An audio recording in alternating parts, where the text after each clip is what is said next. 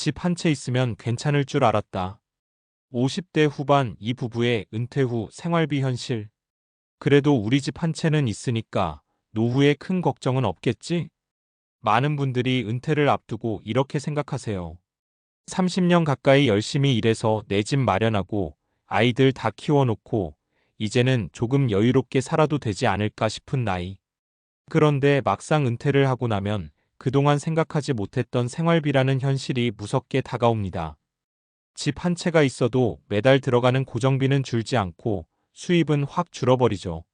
이 글에서는 50대 후반 또는 60대 초반 부부가 은퇴 후 겪는 생활비의 현실과 우리가 미리 준비할 수 있는 부분은 무엇인지 실제 사례 3가지를 통해 이야기해 볼게요. 지금 당장은 여유 있어 보여도 노후는 생각보다 깁니다.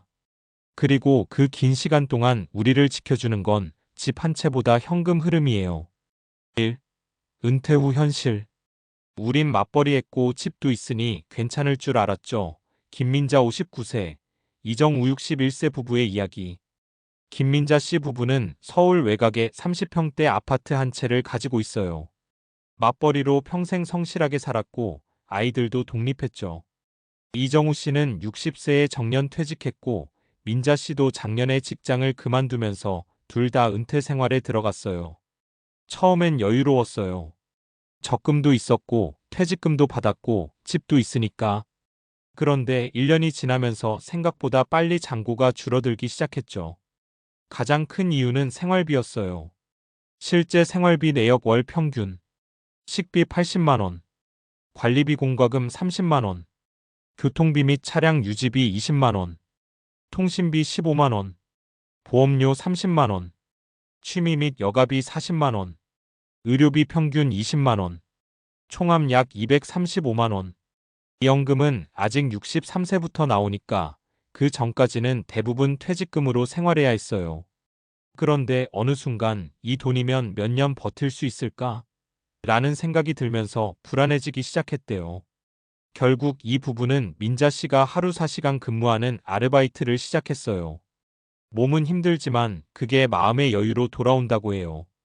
포인트 정리. 집이 있어도 생활비는 계속 들어간다. 연금 개시 전 공백 기간을 준비해야 한다. 최소한의 현금 흐름이 중요한 이유. 2. 은퇴 후 현실. 주택연금? 솔직히 좀 겁났는데 지금은 선택 잘했다고 생각해요. 박영순 62세 씨의 이야기. 박영순 씨는 10년 전 남편과 사별하고 홀로 살아왔어요. 자녀 둘은 모두 결혼해 독립했고 자신은 20년 넘게 살던 아파트에 그대로 살고 있었어요. 은퇴를 앞두고 고민이 많았죠. 소득은 없고 집값은 올랐지만 그걸 현금으로 바꿀 방법이 마땅치 않았어요. 처음엔 주택연금이 무서웠대요. 집을 국가에 넘기는 건가? 하는 불안도 있었고 자식들에게 물려줄 재산이라는 생각도 있었죠. 하지만 실제로 상담을 받고 나니 생각이 바뀌었다고 해요. 박 씨는 현재 시가 6억 원대 아파트에 살면서 주택연금으로 매달 130만 원 정도를 받고 있어요. 이 돈으로 기본 생활비를 충당하고 부족한 부분은 예금으로 채워요. 집은 그대로 내가 쓰고 생활비는 나오고 자식들한테도 부담 안 주니까 마음이 참 편해요. 포인트 정리. 주택연금은 선택이 아닌 전략. 자산을 유동화하는 것도 큰 준비. 자식에게 집보다 부담 없는 부모가 더 큰 유산. 3. 은퇴 후 현실. 노후가 이렇게 길 줄 몰랐어요. 이제야 공부 중이에요. 최성호 58세, 강정미 56세 부부의 이야기. 이 부부는 5년 전부터 귀촌을 준비해서 경기도 외곽에 작은 전원주택을 지었어요. 은퇴 후엔 텃밭 가꾸고 조용히 살 계획이었죠. 생활비도 줄 것 같았고 시골이니 돈 쓸 때도 별로 없을 거라 생각했어요. 하지만 현실은 달랐어요. 텃밭 가꾸는 데 들어가는 농자재, 관리비, 차량 유지비, 의료비가 만만치 않았죠. 마트나 병원도 멀어서 차 없이는 움직이기 힘들고요. 무엇보다 문제는 심심함이었어요. 서울에 있을 땐 친구도 많았고 문화생활도 즐겼는데 여기선 고립감이 컸어요. 결국 두 사람 모두 마을 도서관에서 자원봉사를 시작했고 지금은 지역 평생교육원에서 회계 수업도 듣고 있어요. 생활비보다 중요한 건 리듬이에요. 은퇴하고 시간이 너무 많아지면 생각보다 마음이 무너져요. 포인트 정리. 생활비뿐 아니라 생활의 질도 준비해야. 시골은 비용이 적다는 오해, 실제론 구조적 비용이 다름. 노후의 시간을 어떻게 채울 것인가도 전략이 필요. 결론 집 한 채는 출발점일 뿐 도착지는 아니다. 내 집 마련은 분명 인생의 중요한 이정표입니다. 하지만 그게 곧 노후 준비 끝을 의미하진 않아요. 오히려 그 다음을 더 치밀하게 준비해야 하는 시점이죠.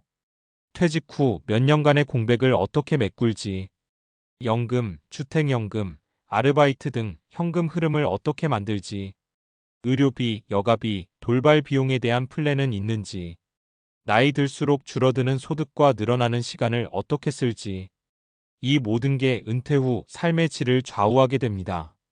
혹시 지금 그래도 난 집이 있으니까라는 생각을 갖고 계시다면 오늘부터는 거기서 한 걸음 더 나아가 보시는 건 어떨까요? 집이 나를 지켜주는 게 아니라 내가 내 삶을 지켜야 하는 시기가 온 거니까요. 은퇴 후 생활비의 적정 수준과 자산 배분. 은퇴 후 생활비는 단순히 얼마나 많이 모아두었냐에 달려있는 것이 아니라 어떻게 자산을 분배하고 관리하는가에 따라서 결정됩니다. 많은 사람들이 내가 은퇴하면 수입이 확 줄어들 텐데 그럼 어떻게 살아야 할까? 라는 고민을 하죠. 이 질문에 대한 답은 재정적 안정성, 즉 현금 흐름의 관리에서부터 시작됩니다. 1. 은퇴 후 생활비와 자산 배분의 기본 원칙. 은퇴 후에는 수입원이 직장 급여에서 연금으로 바뀌기 때문에 적정한 생활비를 설정하고 그에 맞게 자산을 배분하는 것이 필수적입니다. 여기서 중요한 것은 자산 배분의 개념인데 이는 주식, 채권, 부동산, 예금 등 다양한 자산 클래스에서 리스크를 분산시켜 안정적인 수익을 낼 수 있도록 하는 전략입니다. 자산 배분 은퇴 후에는 고위험 자산 주식보다는 저위험 자산 채권, 예금 비중을 높여야 합니다.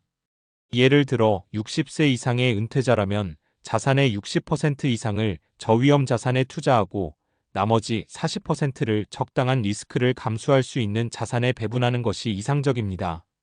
2. 생활비 산정 은퇴 후 필요한 연간 금액.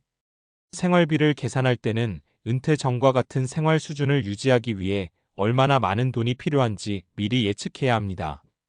예를 들어 현재 월 300만 원의 생활비가 들고 있다면 은퇴 후에도 비슷한 수준을 유지하고자 할 때 필요한 자금을 계산할 수 있습니다. 연금 외 수입원 계산 은퇴 후 연금이나 주택연금 외에도 추가적인 수입원이 있다면 이를 적극적으로 고려해야 합니다. 예를 들어 1년에 2천만 원의 연금을 받는다고 가정했을 때 월 166만 원의 연금이 들어옵니다. 이때 부족한 생활비는 어떻게 채울지를 계획해야 하죠. 3. 은퇴 후 자산의 변동성과 위험 관리. 은퇴 후 자산을 관리할 때 반드시 고려해야 할 요소는 인플레이션입니다. 인플레이션은 시간이 지날수록 물가를 상승시켜 생활비를 증가시키는 요인으로 작용합니다. 예를 들어 은퇴 당시 생활비가 200만 원이었고 평균 인플레이션율이 2%라면 10년 후에는 240만 원의 생활비가 필요하게 됩니다. 그러므로 투자와 자산 배분 전략에서 인플레이션을 고려한 실질적인 자산 증가를 위한 투자 계획이 필요합니다. 4. 건강과 의료비를 고려한 계획. 은퇴 후에는 건강에 대한 고려도 중요합니다. 나이가 들수록 의료비 지출이 급증하는데 이 또한 생활비와 자산 배분 계획에 포함해야 합니다. 예를 들어 평균적으로 은퇴 후에는 매년 의료비 지출이 증가하며 만약 대형 병원에서의 치료나 약물 비용이 추가된다면 이 비용을 예상하고 준비해야 합니다. 고령자의 의료비 지출 추세 통계에 따르면 65세 이상 고령자의 평균 의료비 지출은 연간 약 300만 원을 넘는 것으로 보고되고 있습니다. 이는 예상보다 높은 비용일 수 있기 때문에 은퇴 후에 발생할 의료비를 대비해 별도의 자산을 배분해 두는 것이 좋습니다. 5. 실제 사례와 논리적 근거. 구체적인 예시를 들어보면 60세에 은퇴를 하고 30년을 더 살 계획인 어 씨가 있다고 가정해 봅시다. 어 씨는 은퇴 당시 5억 원의 자산을 가지고 있고 은퇴 후 연간 2천만 원의 연금을 받기로 했습니다. 매년 4%의 인플레이션이 발생한다고 가정하고 의료비도 연간 300만 원씩 증가한다고 해보죠. 씨는 매년 2천만 원의 연금을 받으며 생활비는 점차적으로 증가할 것입니다. 이에 따라 자산의 일부를 주식형 펀드나 인덱스 펀드와 같은 장기적으로 수익을 낼 수 있는 자산에 투자하여 인플레이션을 따라잡는 방법을 선택할 수 있습니다. 추가로 주택연금을 활용하면 자산을 현금화할 수 있어 생활비를 안정적으로 관리할 수 있습니다. 결론, 은퇴 후 생활비의 현실적 준비. 은퇴 후 단순히 자산의 크기만큼 살 수 있다는 기대는 잘못된 생각입니다.